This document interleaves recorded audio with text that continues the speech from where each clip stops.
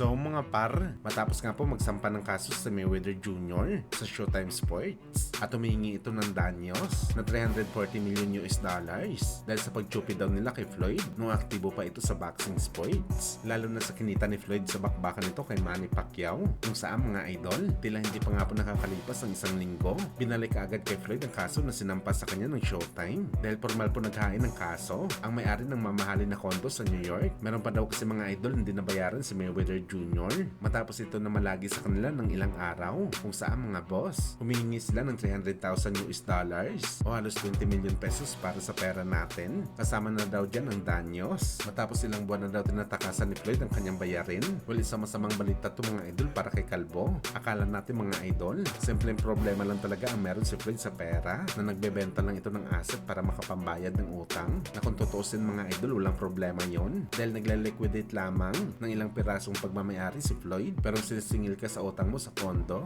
dahil hindi ka nakapagbayad ng upa matapos mo gamitin. Ibang usapan na talaga yan mga idol. Meron na talaga seryosong problema si Floyd sa pera. Pati ba naman ang renta ni Floyd? Inuutang na nito at hindi mabayaran.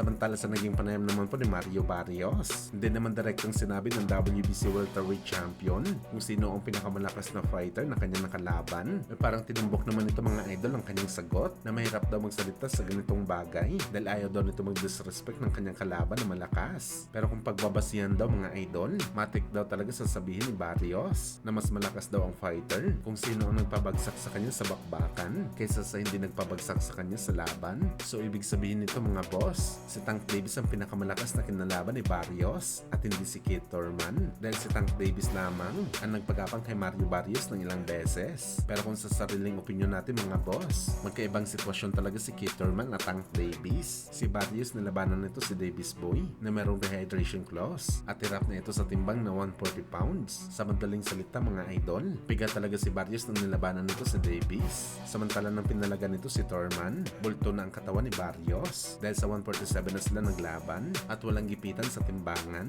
Ibig sabihin nito mga idol, merong lakas na si Barrios na sumalo ng malakas na suntok kagaya ni Thurman dahil nakapag-recover ng maayos ang kanyang katawan. At paano hindi kasama mga idol ang ating pambansang kamao Manny Pacquiao sa choices ni Barrios bilang pinakamalakas na fighter na kinalaban ito. Ito dahil kurang na ang Pinoy legend kung ikukumpara natin kay Davis at Thurman na mas bata. Sa tingin nyo ba mga idol, meron pa kaya choice si Barrios na pagpipilian kung nakalaban nito ang prime ng Manny Pacquiao kagaya sa paglaban nito kay Tank Davis at Thurman? Kung nalalakasan niya si Miguel Cotto sa mga hampas ni Pacman na isa ito sa merong matibay na panga sa boxing sports, si Mario Barrios pa kaya?